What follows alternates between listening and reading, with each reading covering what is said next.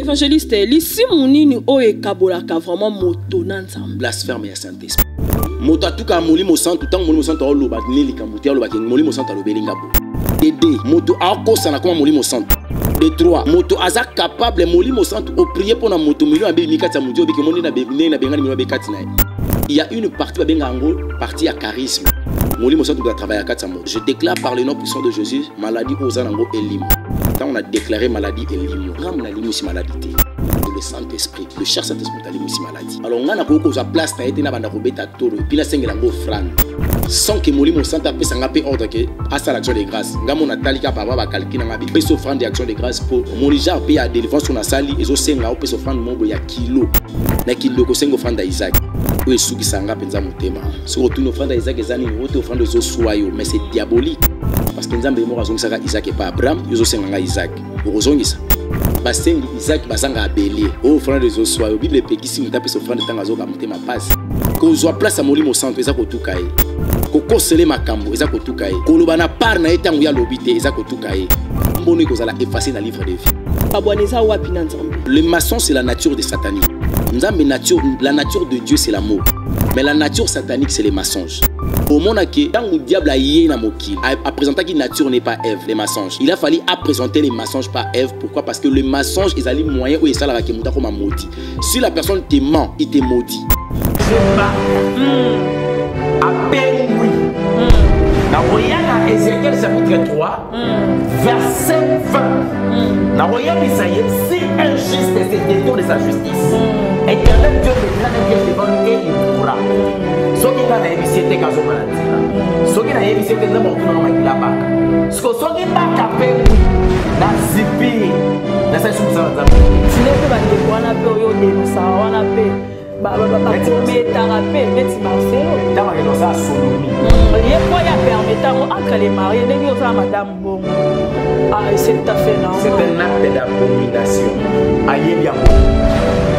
Ça dans Romains chapitre 1 parce qu'il y a un commerce traité mais à ça. Il y a tout ça là. Avant pas de sa mère la limite fait ça le lot dans un négation. Mbote mingi balandi ya évangéliste Ilonga télévision bisika bozali na tombeli bino vraiment mokoela mope pokoela mo bisika bofandi na etando na bino équipe pour na kolanda magazine na bino réveil spirituel.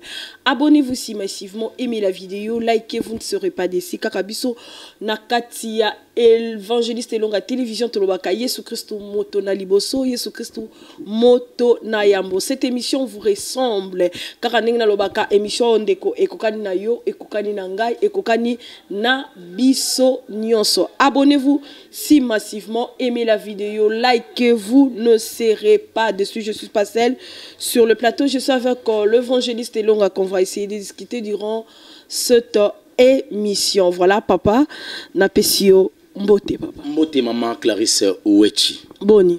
Nangola nzambe na leko na kimia. D'accord. Évangéliste Ilonga, la santé etonga ya nzambe et puis famille. Mokole langa ozo swelanga na ye, azo sala ndenge alingi. Et puis famille ça va. Lelo na moni yo naturel ya le koleka ya po na mona ko mingi na foulard hein. Na yebi ki na ndako bagangi azala ka deboye et azala ka bolelo a che foulard te. Bon, on a foulard c'est parce que bon, il y a deux fois bah tu vas solo qui non de to kanga ba foulard wana ko vimisa et tout to ta ba plante na kati et tout c'est pour voir que to ta ba plante té et ça ka foulard na sa émission mon na sala qui na l'accent ni na foulard ndeni foulard ane vimbaka voilà prochainement bah au monango j'avais démontré parce qu'il y avait des commentaires bah non non ça va mèche et tout ça na meka ko l'accent ndeni na kanga foulard c'est un peu ça on moni lelo na lingi na le kanabo sans foulard. Quand on s'appelle ça, nous batouté pour le disciple à Christ. C'est là Galates chapitre 1 verset 10. Non, non, c'est pas ici batouté, c'est juste quand pour nous faire comprendre peu batomoni, batomsous na ba commentaire ba lu ko bungisa moi ba na nzambe moi mi parce que il y a ça moi débat tant on a fait foulard boy ba bina la commis musulmane tout ça na ba commenter. Les ça pour le monde sous ça sous problème. Et comme sous problème ba bina ra. Ils a le ko sali fait sur le ko s'appelle ça mutunyoso au cocatin au ça manka. Voilà, évangéliste Ilonga. Lelo, dernièrement, tu as sur la doctrine, différentes sortes de doctrine, l'impact de la doctrine. Maintenant, est-ce qu'il y a certains principes au mutu à koki kobika na kata saint doctrine? Yamona bandati kanga na bandana losambo. Pour makambo molimo santu ndako ko kambanga. Sikoyo ko kanga miso te poza en folate. Éternel Dieu, n'apprécions merci Jésus-Christ de Nazareth pour la grâce, pour l'opportunité. Nous voulons parler de ta part, le cher Saint-Esprit de Biti acheminé, conclure. Yayote Zalamosika, par le nom puissant de Jésus-Christ, nous avons ainsi prié. Amen. Voilà, je disais, par rapport à ta question, la sainte doctrine, c'est d'abord quoi? La sainte doctrine, c'est le fondement. Le fondement, c'est quoi? C'est les enseignements des apôtres. Les apôtres nous ont enseigné la vie de Christ. Ce qui Bible zobenga bango ba disciple à Jésus na linga eza ba yekoli. Ce qu'on a katsa kozala moye koli lingi esenyo lobaki ozo yekoli loko moko. Siko ba yekoli ya Yesu ba yekola ki Yesu. Bane lo musu ba yekola ki te ba yekola ki Yesu. Ba yekola ki bobiki ya Yesu. Awa na mabele. Lolenge bakoki kobika lokola Yesu abika ki po bakenda likolo. Koyekola ki Yesu ezali koyekola kobika po olonga sasa na poko talola. Mais bobiki ya Yesu Kristo masiwa na soto to tangi Biblia ne to ko tanga histoire mo moke Bible mandambo ndambu eza mwa pasi po te bato lelo bazwa po bayekola babika ki est-ce que biso bato toza to ko bika lolenga Yesu masi. Pona kobika lokwa Yesu bosana ke mokile za kelengi. Okay. Wana biki lokwa Yesu. Mona ke mokile ya tinate et puis bon moi na yo eza nango ka atangwa moke ekoleka lobi soko komi ko banza ke awa nazali bambulo na sina biki na mokili na yebite na biki na bambulo yo so biki ozana ide na yango kasi ono obiki te oyebite tikali boni tango musu o so biki eleki molai koleka o etikali alokwa moto tango ko banza ke na yebite mikolo etikali boni na mokili ndenge Dawidi akoloba na makomi ke nkolo la kisanga ikotanga mikolo na ngai na misapi po na yeba kobika sima mokolo kolandisa mamosusu na yango moto oya koyeba kolandisa liloba na Nzambe lokwa bomo inaye ya moto akomona tina mokili te ndenge makomi na Nzambe zoloba na livre ya Romains chapitre 8 à partir à 31e verset, Bible zolo banabiso était si Dieu est pour nous, qui sera contre nous? Ce qui nkolo anabiso moto moko ta ko telemela biso. Ce qui moto komi ko luka ko telemela suyote ko telemela o akati na yo. Tango ko bika lokwa Yesu eringi ko lobake mokili. Eza suya yote. Et Romains 8:9 pe ko sembola malamu lobi ete pona bino bobika ko landisa mamolimo kasi ko landisa manzoto te. Kaka Biblia wane kolobana biso na Ecclésiaste qu'il y a un temps pour tout. Oui. Tango abrola le ali, tango kote aboyali, tango akobale. Comment ko sepela pe na mokili pezali. Ko sepela na mokili na ko sa lisumu makaomi bale. OK. Et na moto mususu azo sepela na mokili. Bible ekolobana nga na livre ya Philippiens 4:4. Na français na likota li falase lo Bible. Réjouissez-vous toujours dans le Seigneur, je le répète, réjouissez-vous. Donc ko sepela pe ki sa meli bisote me ezandi na kati na nkolo. Soki ekoza na kati na kolo se ke tanto ko sepela na makambo mosusu eko sa ke to ko sepela na kati ya bonzambe te. Et sepeli ya mwana na Nzambe kati na bonkolo babenga ngo adoration. Nyoso mwana Nzambe akosala soki ya ko sepela sepelisa pe Nzambe se ka kogumba melaye. Mais soki likambo ya kosala eko sepelisa ye me eko sepelisa Nzambe te akoti na kata adoration satanique. Okay. Égarément. OK. Wana libungi. Voilà, merci beaucoup évangéliste. À part ça, est-ce que lolengeni na bengango ba marche nini otokoki ko tambola pour que to simba. Lo ba mo français ko landanga ite. Na interprète. Les limbo la kala zo kapena motalobi likota li fala senga na jo yango na bongo lango na lingala. Yango mona meki ko ba mwa lingala ba to zonga na mwa monoko to sangisa kapo to pesa pe ba bande ko nanga ba gabonais ba ko landanga ba yo kapema ka mosusu. OK, d'accord. Non biboy. La sainte doctrine est liée na katia ba principe. OK. Principe en réalité est mobeko. Quand je parlais de la sainte doctrine, la sainte doctrine les enseignements des apôtres. Il y a des aliments beaucoup de fondements na biso. Il y a des fondements biso. Alors les enseignements des apôtres, ils ont dit la vie de Jésus. Donc les apôtres ont pris cette vie de Jésus. eux-mêmes babikango, ils ont expérimenté cela. Ba vivre yango, ba ye ko komela biso yango ko pesa yango biso po biso pe to bika yango, to koma lokwa ba Yesu, to koma lokwa moye ko lia Yesu. Donc c'est pas bien un disciple de ngba na ye ko la pe ki Yesu à travers les enseignements des apôtres. Mais na kati na yango il y a de principes. Na kati ba principe il y a de préceptes. Na kati ba préceptes il y a des commandements. Na kati ba commandements il y a de lois, il y a des obligations, il y a des devoirs et il y a des interdits et de permis. Mais parmi les principes il y a que 6 principes de la sainte doctrine. Parmi les 6 principes de la sainte doctrine, 1 pour demander bazo comment ezali abandon des œuvres mortes. 2 la foi en Dieu. 3 wana ba principe il y a sainte doctrine. 3 ezali le baptême. Le baptême. 4 l'imposition de main. 5 l'enlèvement. 6 le jugement. Ce sont des principes il faut enseigner les enfants de Dieu pour faire asseoir s'asseoir na katia la sainte doctrine. Abandon de œuvres mortes. Comment on peut expliquer? 1 Corinthiens chapitre 5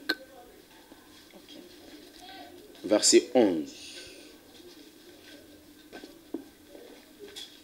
Et puis tu reviens sur 1 Corinthiens chapitre 6 à partir à 15e verset. 1 Corinthiens 5 11e verset. Je lis au nom puissant de Jésus-Christ. Maintenant, ce que je vous ai écrit, c'est de ne pas avoir de relation avec quelqu'un qui se nomme frère.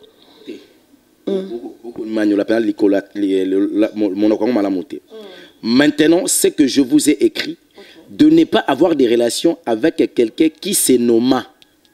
Qui se nomma frère et débauche ou cupide. Il est. Et à verbe être.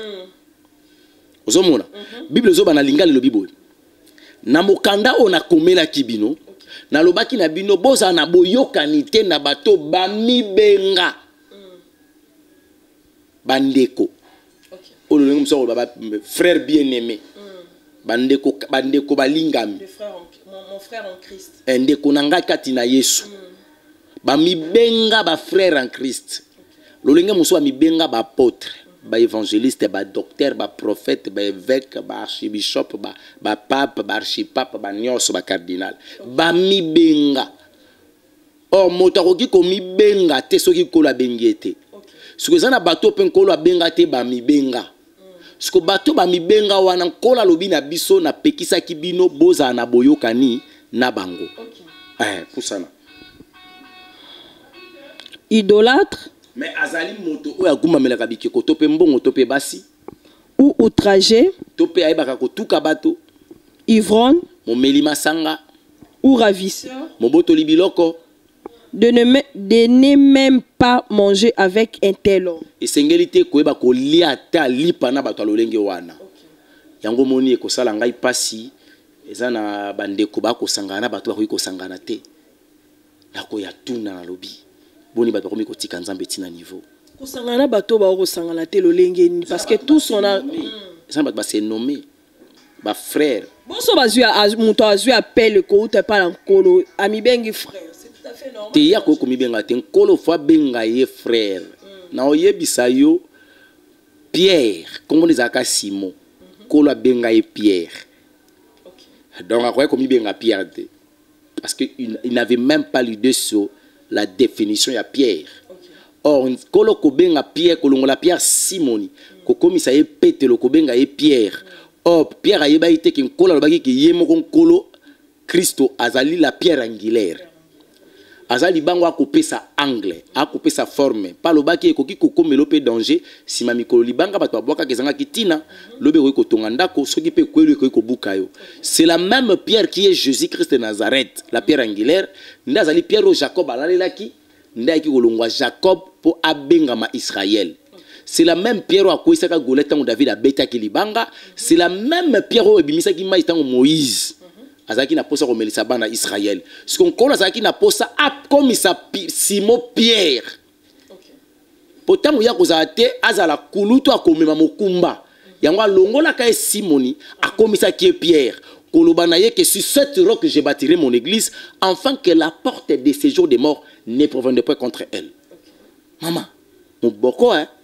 C'est très profond. Évangéliste Elonga, à part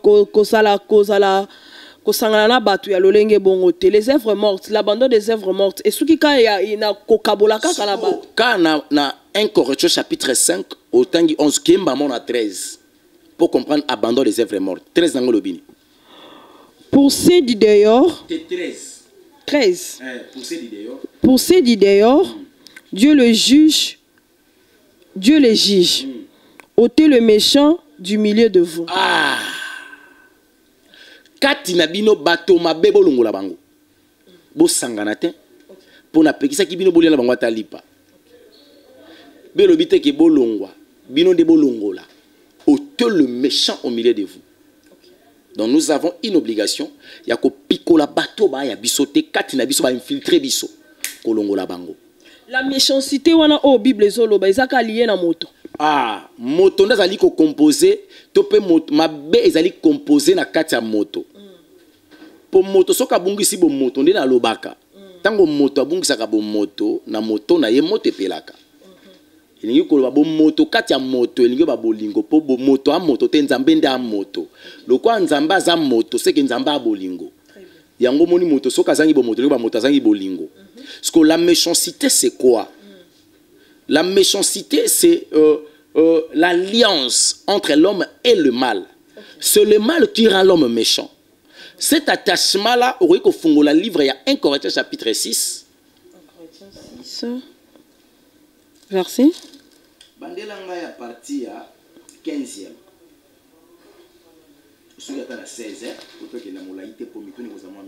Ne savez-vous pas que votre corps sont de membres de Christ? Simba. Bino boyebite ke nzoto na bino. Ezabo moto na yo. Oh yo zali. Ezali eteni moko ya Yesu. Ndinga lobi ensemble bosali corps du Christ. Or ça la corps du Christ elonga koza miso ndenge kola bananga elonga yo za kola banazane mutu. Kola bananga bi elonga na kata corps du Christ yo za mutu. Bande ko balimbisanga. Abiso sango débat. Mais bah on a raison. La liberté de la pensée et la démocratie. Bon kola benga David l'homme c'est l'homme qui comment qui débat pas nani. Ce qui va se périr tant monsieur za loboko eloko ya ko sanga na ko sa te. Oh, mususu na kati ya mutu pa roza miso. Mususu na kati ya mutu roza appelle toit. Ce qu'on a mutu wana ça signifie le cerveau. Kasi na kati ya mutu nde eloko eza ya mutu ya nde zali cerveau nde moto eko ko tambusa pena mwa miso, mwa matoi, mwa monoko, mwa zolo. Ngolu. Nazo boya ko fléchir genou po basusu pe no ba fléchir te bazali. Mais na zwinde ngolu. Po moto ko mizali sazate. Ozomona. Alors, a Bible zo bana biso que bino boyebite ke nzoto na bino ezali eteni ya Yesu. Vos corps c'est les membres du Christ. Au membre ya Christ ezali corps na biso ni koloba ke corps na biso ko s'attacher na mabete. Quand on se ko s'attacher na mabete comme ba méchant. Ce qui na moni moto corps ne s'attacher na mabe moto comme méchant. Il faut na oteye na milieu langa. Pour ça. Prendrais-je donc le membre de Christ pour en faire le membre d'une prostituée? Okoki kozwa eteni ya Yesu poko misango eteni ya bondumba. La prostituée au baolobela awa ezali quel genre de séduction? Na anglais tout. Oui. Séduction, il y a séduction oyo baolobela. Bon, moi si na mobali, baza moi si na mobali, moi ça quoi c'est lui mobali. La séduction c'est l'art satanique. La femme doit toujours convaincre le cœur d'un homme. Ce qui quand moi ça comme ko séduire mobali na moi ça comme habiter na molio mabe. Bon atabaza ba couple na katanda. Na lobi na ko séduire te. Na kana émission mo kutu na sepela na ngote ya yo. O tinda ba mabala la ka bolumbu, a raté révélation. Na ba bo na loba e borote na loba ki moi si il faut toujours azalaka à l'alime na forme o soki papa azala posa voilà o tinda batone kobo. Tala, le lit conjugal peut être essuyé na ba angle belé. Nous les gens pensent que le lit conjugal cause aka essuyé ce que comme bimana libanda. Aussi moi c'est mosuto mobali mosusoye oye na ye na mbeto na yo tope oye na mbeto na yote mais oye na mbeto na ninga molimo lingo bakena bimina mwasa libanda na ye kokota na na mbeto mbeto comme essuyé. Il y a des pratiques dans le libala beaucoup ça ata bobana so bosala nga bosueli conjugal. Voilà. La prostitution au eza babalobeli corps mais pourquoi tokenda bokenda na on a angle ya koloba kena ceux qui moto ameli masanga pa baby sinzo to m'en parle que de la prostitution la séduction ko bondumba de balobeli kitana mokie. Loin de là, ne savez-vous pas que celui qui s'attache à la prostitution est un corps avec elle, est un seul corps avec elle. Car, on a combien 16 hein? 16. Loin de là, ne savez-vous pas que celui qui s'attache? Je vous conjure donc, T, Yango, 16. Ah ouais. Loin de là. Ne savez-vous pas que celui qui s'attache à la prostituée est un seul corps avec elle? Motoye bite que soka sangani kakana mwasi andumba. Ba komine motomoko. On a langage spirituel. So sangana motomabe a quoi affecter mabe. Pourquoi zo affecter mabe? Wanda toke maman on a des gens. Place des gens zoloba, limbi sanga poto ils enseignement. Faut qu'il y ait des bongo. O limbi sanga maman wechi. Ah merci kola pambola.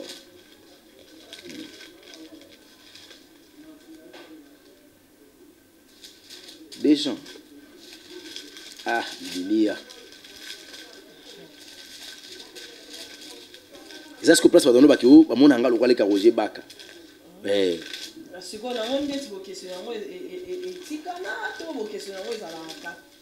Pour moi débat on peut si là. Te bongo esi nzambe mutakabola biso. Déjà ngokombi. Nzamba sala kisa penza ke nzeleza mibale. Deux gens. Na banda partie ya 9e verset. Tina 12 na tangi 9e, tina 12e. Mais là on a le beleza na mingi na 12e. Mais na sepela ko banda on a 9. Na tangi na kombo na Yesu. Quiconque va plus loin et ne demeure pas dans la doctrine de Christ n'a point Dieu. Le lingol ba soki moto azobika na kata doctrine ya William Branham ana nzambete. Bible mtelobi. Na bandeli. Quiconque va plus loin et ne demeure pas dans la doctrine de Christ n'a pas Dieu. Celui qui demeure dans cette doctrine a le Père et le Fils. Son mot la doctrine Kimbangu aza nzambete. Asa na doctrine Kimbangu aza nzambete ni c'est un modèle comme yo pose un modèle pour na modèle non non donc on bon na longo la modèle na zongo na terme ya koloba que tu es le père encadreur ozola kisa ozokola kisa batunzela mutu pa roki ko prier alobi nzambe ya papa elonga oui mais alors na ba lobi nzamba Simon Kimbangu nzamba William Bro ya William bango bazande ba branamiste bino pe kombe longaliste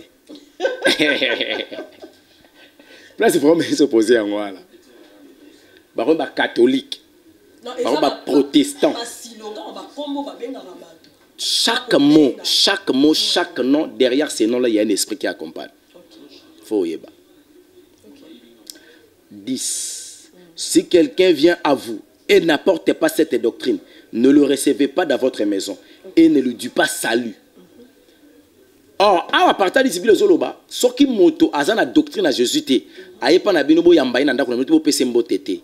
Elinge koloba nini? Ils ont faire référer biso ke o no sa ko s'attacher na mwasi andumba ba komi nzoto moko. Ce qui to s'attacher na mutana doctrine à Christ te, to komi eloko moko.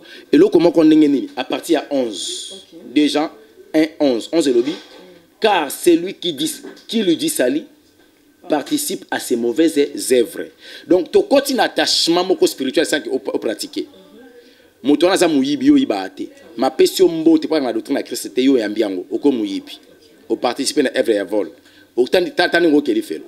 Mais papa Elonga, nangina tuna motuna moko. Est-ce que quand tu sors avec une femme sorcière ou bien sorcière plutôt, merci beaucoup, ou bien mutumo boazana ba vimo boya ba désordre et tout ça du fait que bosanga nenzoto cet esprit azana facilité en kotisa yo na kati ya misala na ye ou bien ko utiliser yo spirituellement et que mutu ana comme inconscient ou comment? Et l'autre liboso soki osambela ba el po ba travailler yo, faut ba refroidir d'abord vie chrétienne na. Ba refroidir vie de prière na yo. Ba bomio posa kotanga makomi na nzambe ba éloigner la présence en nzambe ba koto ce qu'on a vu à masumu. C'est par là ce qu'on ko sala le o bango balingi parce que tango bande ko sambela ko sala satan boy eza na domaine moko nyoko laki ça eza domaine o ya ko ko développer le posoni na ya wana police quoi comme monsieur esclave. À partir ba esprit ya moto o bokutana kinaye. Donc voilà. Est-ce que la sorcellerie inconsciente existe vraiment? Ezali ma kindoko ba longolo mayele baza ko utiliser esprit na yo. Pour bayebi ke mukolo ko conscience au dévoiler la vérité. Mais par rapport à Dieu et na miso ya nzambe moto azana tina eloko bongo ayebite baza ko utiliser quel est le jugement et puis mutabimita yambi yesuté. Ngelo ba ke mutana o ke li felo parce que a comme na capacité ndeni ni ba en sorcellerie espace wana repose la sorcellerie inconsciente quand tu ne où tu as posé na nzambe te. Parce que si tu avais Dieu, tu avais l'esprit de Dieu en toi, on n'aura jamais en sorcellerie d'inconscience. OK. Faut continuer verset. Donc, à partir du verset qui t'a, toujours dans 1 Corinthiens 6. Ok. Zonga Sikita Sikotina 17. Car il est-il, les deux deviendront une seule chair. Mais c'est lui qui s'attache au Seigneur et avec lui un seul esprit. La parole du Seigneur. Amen. Ce qu'on a l'abandon des œuvres mortes. Les œuvres mortes exalient le péché sur le plan général. Maintenant, le péché est praticable kaka moto. Quand l'homme est devenu consommateur, il y a l'isumu ce qui est vendu kata moto. Ne peut permettre à moto suko aibana kobika pour faire attacher les autres à travers la relation sexuelle, la vie mondaine. Donc c'est ça. Est-ce qu'il y a plusieurs sortes du péché? Péché nini oyo kolo yesu asilikana ngo makasi oyo ezalaka impardonnable. Ouais, il y a le péché à mouké ezalaka tena à mouné ezalaka sauf blasphème et Saint-Esprit. C'est ce que dit la Bible. Là du côté Saint-Esprit. Blasphème et Saint-Esprit. Ce ka moto atuki molimo santu ata komone comme un livre de vie ba nzamba efasant. Li felope o limbi samate. Péché à mouké à mouné ezalité nyoso to ezaka lisumu. Mais comment se fait-il dans la vie actuelle aujourd'hui? Tu comment focaliser le péché, tu comment conserver le péché, c'est-à-dire que ce qui est des alisumu, ce qui est sali kindumba parce que kindumba ne comment penda à la terme que kindumba ne yawane connaît le sumu. Mais avortement c'est comme si le genre bah comme on est normal parce qu'aujourd'hui bah c'est bon on l'a basé mais bah tikate. Te kolongola ku zemi te kozana otonga. OK. Ils ont meilleur kolongola zemi. Vous comprenez? Problème est zanini. Batu balingi mokili balingi nzambete. On se comprend. Batu balingi mokili balingi nzambete. Le plus grand problème est zanini. Nzamba zolo bana Jérémie lobi, Jérémie, je t'avais consacré dans le ventre de ta mère. Étant prophète des nations. Jérémie le maman na même maman na écoute mes magasins m'a évité que moi na on a memi, zemo na memi. Nzamba sa consacré qui monteur aux la prophète. Bon combien de prophètes biso bomi na mokili. Tant nzamba tie mutu, atie semence andimi semence na mokili, atino na mokili. Achaka destin, atie vie, atie ministère, na mission. Ce que yo longola ango parce que yo na poso vivre. OK, ndenge yo longola basusu yo po longwa. Mais tu iras où? Parce que cette vie toza soka ngalo baka 80 ans kaka au monde ke mokili za sunatina te. Ata ba mambo to lukaka aux yeux ngo tongi bandako à 80 ans au sanga place wa fanda. Tant musupe muta yo kopesa tali ya goma zate. Ba pantalon ba costume bilamba to ko ko zanango okomotala ngo na misubo nzota ko latango ezate biloka kolia ba ko même sukolesa yo même toilette na yo ba ko sango na po moi ba kene ko fani so na cuve et aussi mba souté donc ngolo ba que la vie est le passager et puis ezatinate. Évangéliste lisi munini o ekabolaka vraiment moto na nzambe. Blasphème et Saint-Esprit. Blasphème et Saint-Esprit, alors quand tu dis quoi? Que le Seigneur m'a dit, le Saint-Esprit m'a dit. Motatuka molimo santu tant molimo santu olo ba neli kambuti olo ba ke molimo santu alo belinga bo. De moto akosa na koma molimo santu. De 3 moto aza capable molimo santu o prier pour na moto million abe mikati ya muti obi ke moni na bengani million abe kati na. Il y a une partie ba benga ngo partie ya charisme. OK. Molimo santu ba travailler kati ya moto. je déclare par le nom puissant de Jésus, maladie aux anango et limoi.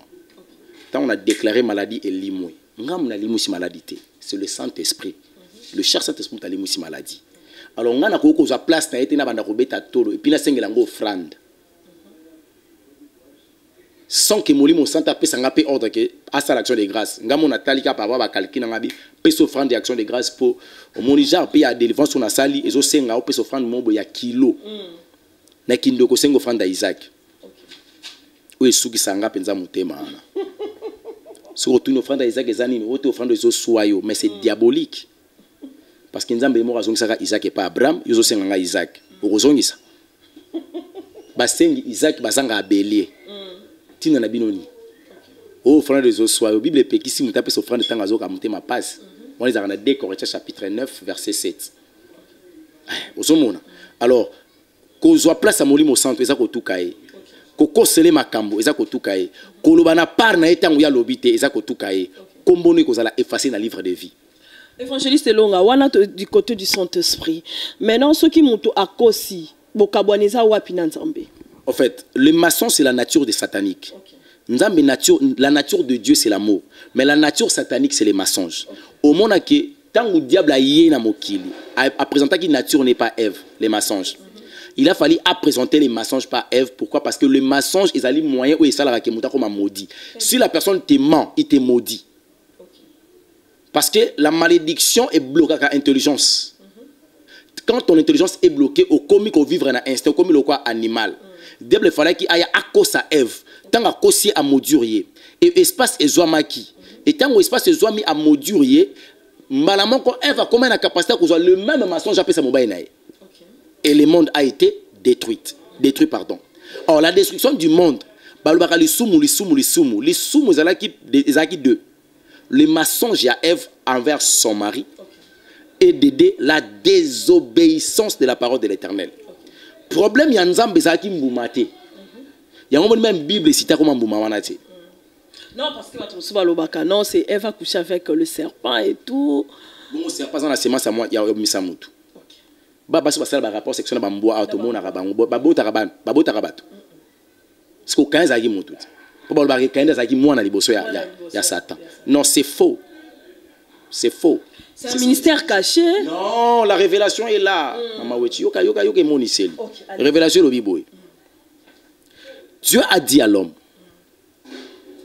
vous avez le droit de manger tout le fruit de tous les arbres qui sont dans le jardin, sauf au sujet de... Ne les touchez même pas. C'est ce qu'on appelle le principe. Nzamba yebi ki moto kwea ayebaki.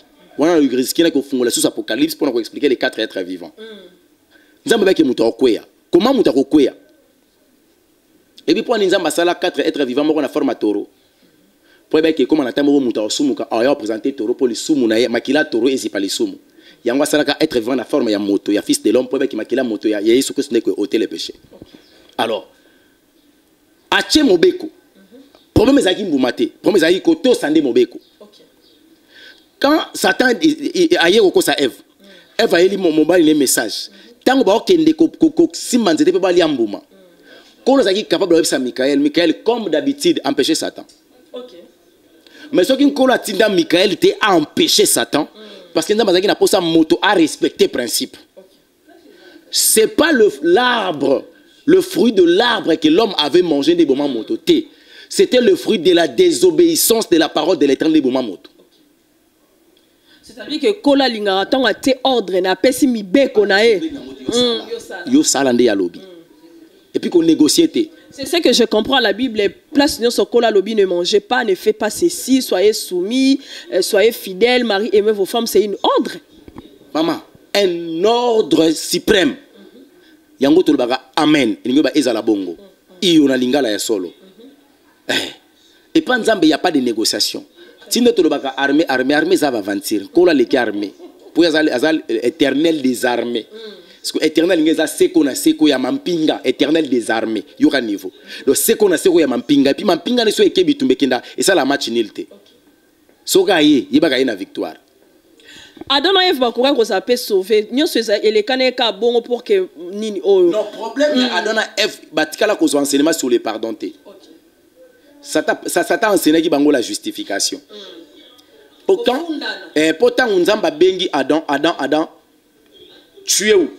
Oh, nous sommes cachés, je suis caché, c'est pourquoi. Donc vous avez mangé l'arbre au sujet que je vous avais interdit. Oh oui, pourquoi tu as fait ça? Oh non, c'est pas moi, c'est la femme. Non, oh, Éternel dit, attendez que Adam et Nzamba lumbisanga. Comme Aïba qui pardonne, t'as fondé moi aussi. Nzamba tout na moi sabingate c'est les serpents. Ba accusation, ba justification permettent à témoin Nzamba évoluer. Yango moni Christ il fallait que sur la croix, ba Seigneur pardonner bangonio soko bandana Adam. Tinanga lelo. À cause il y a sang. Et ça souci nyamate komi yaye. Papa. Comment fungolanga susouena comme simba la croix hein maman wechi. Ah, évolue na mituna. Évangéliste Elonga, obongo tango moto akomela masanga. Wana pe ezali bokabwani na nkolo tote.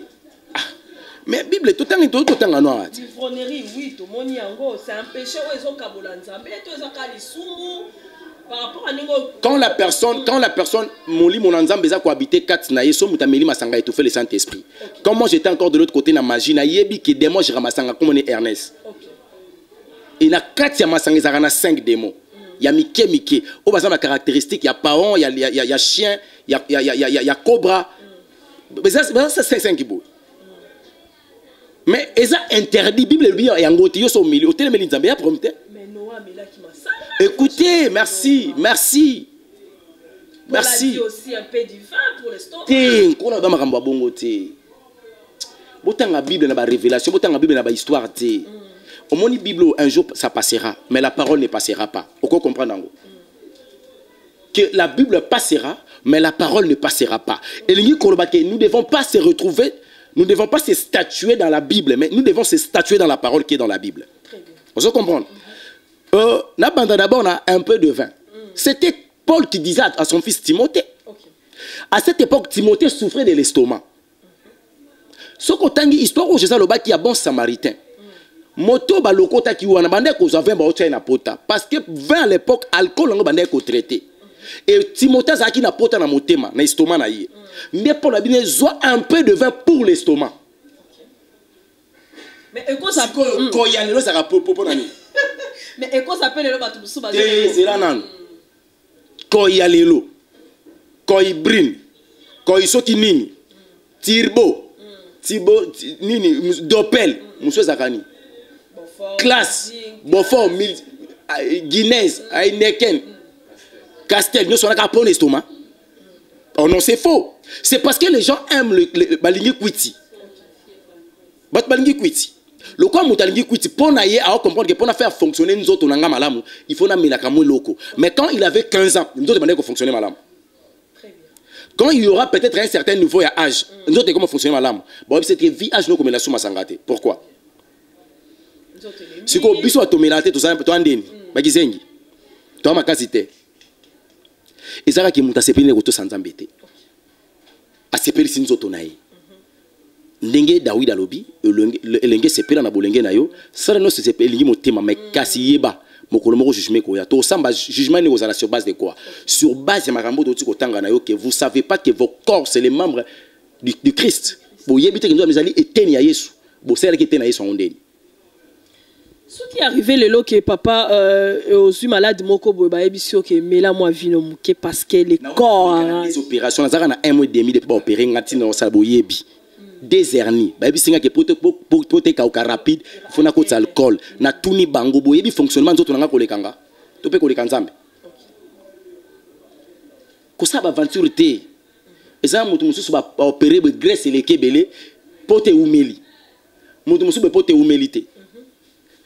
Nga n'est-ce il y a une semaine à kumba voiture. La démarrer voiture na bimi. Bino bo lobelinga combien de fois? Papa, on reçoit santé te na dit yo. Santé ko yate pona ko kila. Nzoto yo et une mission ko la pesa yango.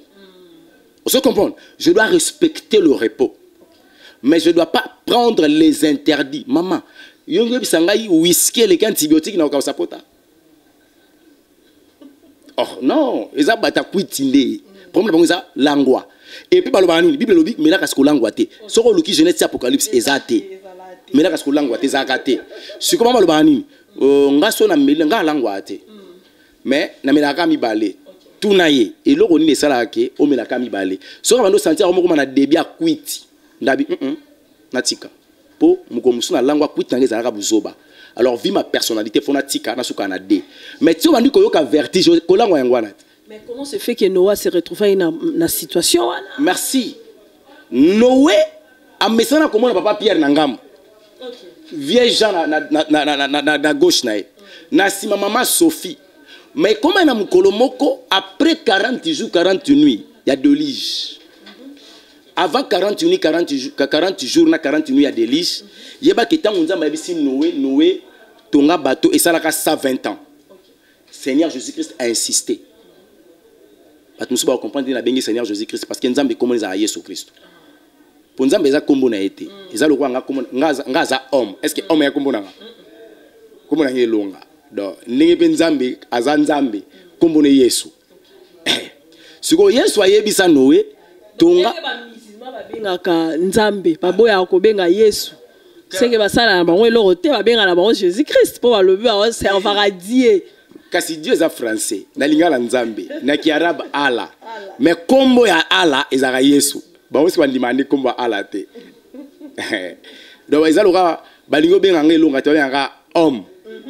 Homme. Na lingala mutu. Biso sala ka mutu. Mutu ngo kombo nani? Kombo ne mutu. Bande ko na ba joviste, balobi kombo nzambe Jéhovah. Or, Jéhovah, ils ont un pseudonyme.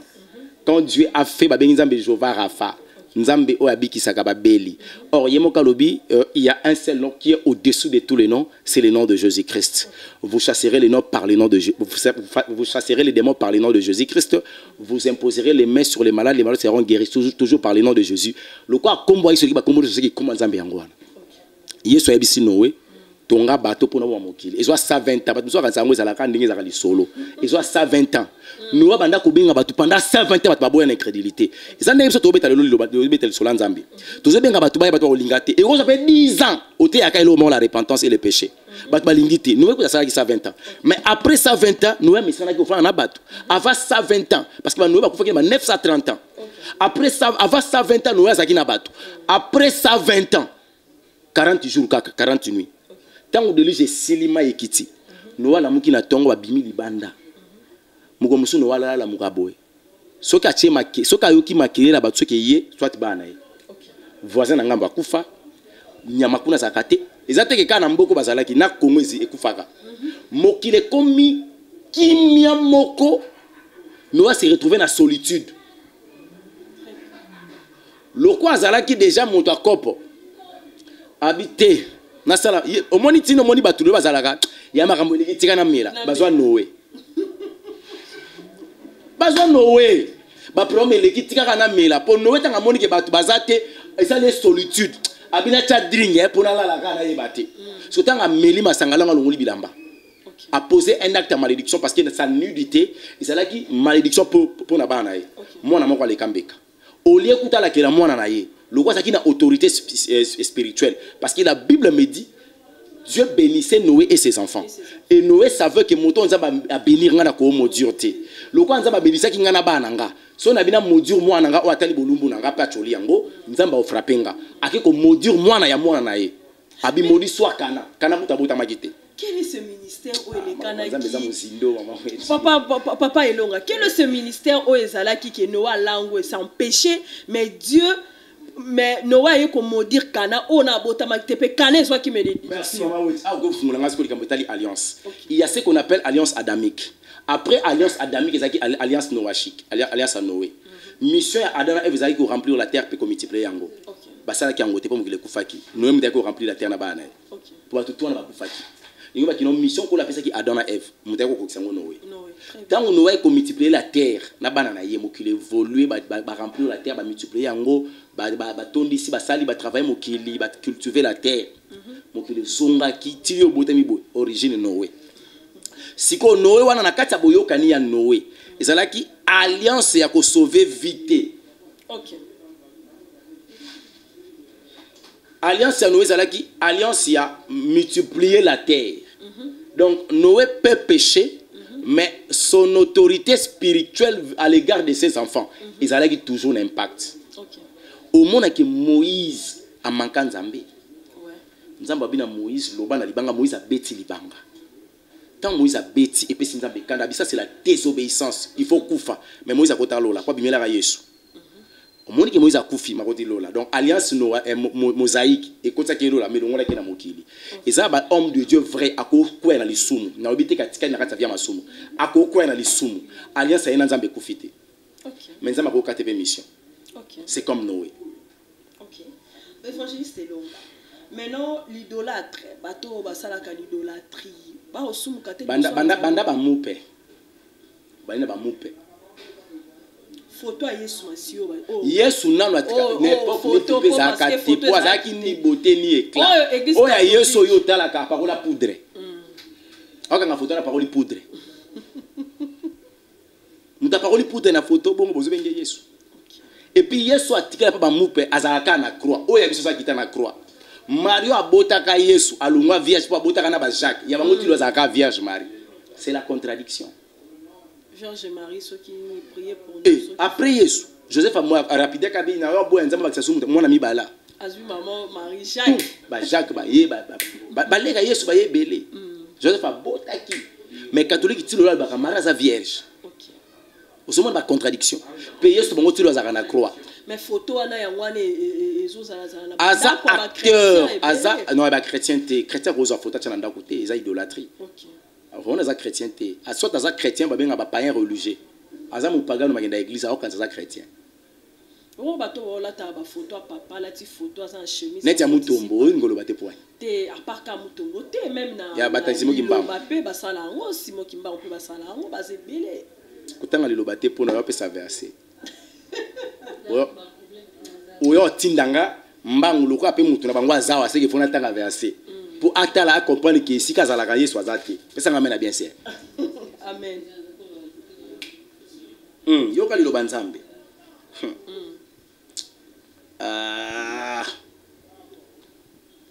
Zwelanga no 1 Timothée chapitre 4. Banda na premier verset. Tina 4e. Yotanga. Mama Ivana pe soki pe azape na tele na Bible bango izanga na téléphone Bible ana pe kota lego kota pata bar. Mais soka zaki na oya kota na ngo bar te. Batangela biso. Papa batanko baza au moins porta mo na Bible bo akoti na ngo bar. 1 Timothée chapitre 4, premier verset, tina 4. Même maman Ivana soka za na Bible na téléphone na atanga po a comprendre mamni na ngalo ba po na église na bango. 1 Timothée 4 verset 1er. Mais l'esprit dit expressement que dans les derniers temps, quelqu'un abandonnera la foi pour s'attacher à des esprits séducteurs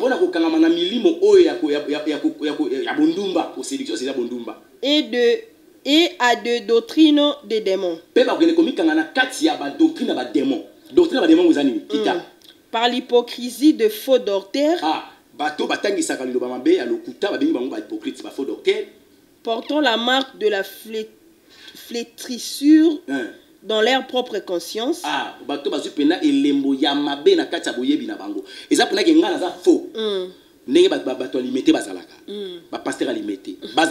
Nous sommes faux. Mais volontaire au bon, pour ça. Ils prescrivent de ne pas se marier. La prescription, ils prescrivent aux gens de ne pas se marier. Sauf que mon église, doctrine de démon. Bible Kita. Et de s'abstenir des aliments que Dieu a créés. Doctrine de démon. Bible. Ok. O ko leka ngulu te doctrine ya ba démon. Kamili mo babe babengala ela ngulu c'est ça. O ya kapela. Tika ja fanda ese kufani bale. Les aliments que Dieu a créés pour qu'ils soient pris avec action de grâce. Kola suka na wana te, kola sala bilei po bato balia. Soko moni na kati clé ba biso bolia ke loko boete, yeba ki za doctrine ya ba démon, yango eza na Bible. OK. O ko leka musunité mais ba sa musuna farine. Oh. Bolia loka musuni. Na forme. Ole da musu ni esprit. Et alors lobi ngana tike ko me petwa na taille bien opena ba gunanga. Oso sumuki osa de koboti. OK.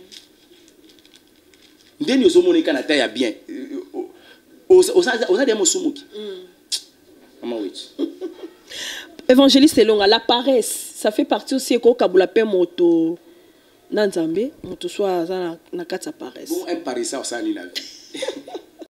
Dans tous les domaines de la vie, ils ont un signe fort, il y a moto, déjà habité par des mauvais esprits. OK. Ouais. Voilà, évangéliste Elonga. Bon, l'incrédibilité parce que l'incrédibilité, voilà, merci beaucoup. Ils ont kabula pe ka moto na Nzambe. Voilà ce que tinga na gena Jean. Na goluka histoire ya ve Lazare.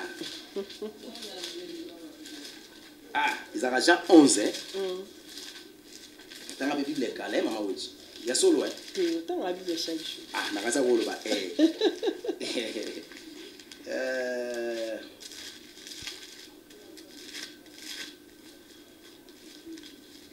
Bandela ngana Jean chapitre 11, 25e verset.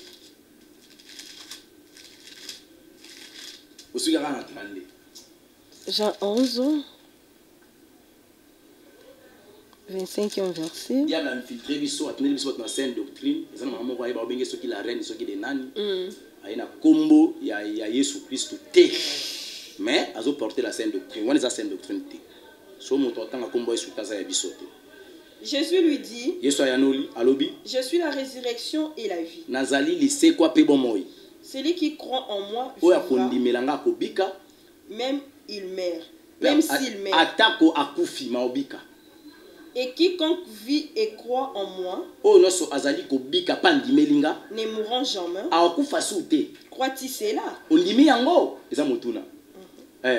Elle lui dit, oui Seigneur, je crois que tu es le Christ,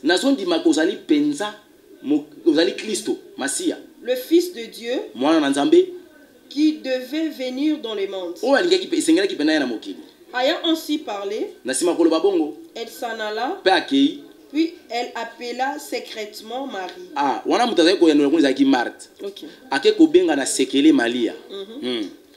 Sa sœur, et lui dit, le maître est ici et il te demande. Dès que Marie ait attendu, elle se leva promptement et en alla vers lui. Car Jésus n'était pas encore entré dans le village, mais il était dans le lieu où Marthe l'avait rencontré. Les Juifs qui étaient avec Marie dans la maison et qui la consolaient, ayant vu s'élever promptement et sorti la suivra, disant, elle va où? Au sepulcre pour pleurer. Lorsque Marie fit arriver là où était Jésus et que le vit, elle tomba à ses pieds. Et il lui dit, Seigneur, si tu avais été ici, mon frère ne serait pas mort. Jésus la voya pleurer. Et elle et le juif qui était venu avec elle. 35, Jésus plaira. Jésus plaira. 1, 36. Sur quoi le juif dira, voyons comment il l'aime. Et quelqu'un d'entre eux dira, lui qui a ouvert les yeux de l'aveugle, ne va-t-il pas faire aussi que cet homme ne meurt point? Jésus frémissant de nouveau en lui-même et se rendit au sepulcre. C'était une grotte et une pierre était placée devant. Merci. Wana akuti libanga ya monene liboso. Pusana muke mama we. Jésus dit, Yesu alobi, ôte la pierre. Longola libanga.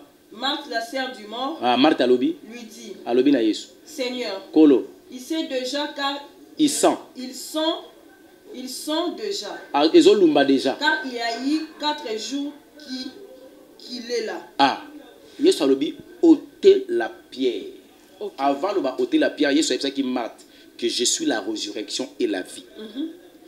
Celui qui croira en moi, quand il est vivant, il ne mourra pas. Ozon di melayango, mata lobi na yebi kozali Messia. Wa yeki pena ko sa mokili. Tant Yesu zoyeb sa abibolongo la libanga, Marthe zoyeb sa Jésus solo zobima. Et l'incrédulité de Marthe qui pourrait empêcher que Pierre a l'ongwa. La pierre est l'ongwa. Or, ce qu'on a na quatre révélations, Christ, Jésus-Christ de Nazareth, azali la pierre angulaire, on est trop bas qui liboso. Azali banga o yasalaki ki David a bambagolet pour golata koya. Azali ki libanga o Jacob alalaki pour avoir révélation à comme Israël. Azali la même pierre ou abimisa ki mai na kata Israël. Mais il y a la pierre angulaire akuta ni sutna libanga muso liboso. Liboso na kata kunda Lazare. Or, ye libanga akuta na libanga ya akuta na kina ngozaki l'incrédulité ya Marthe. Abi Marthe ôter la pierre, ça te dit ôter l'incrédulité. Quand Marthe ôtera l'incrédulité, Lazare qui est la promesse de ta vie est obima.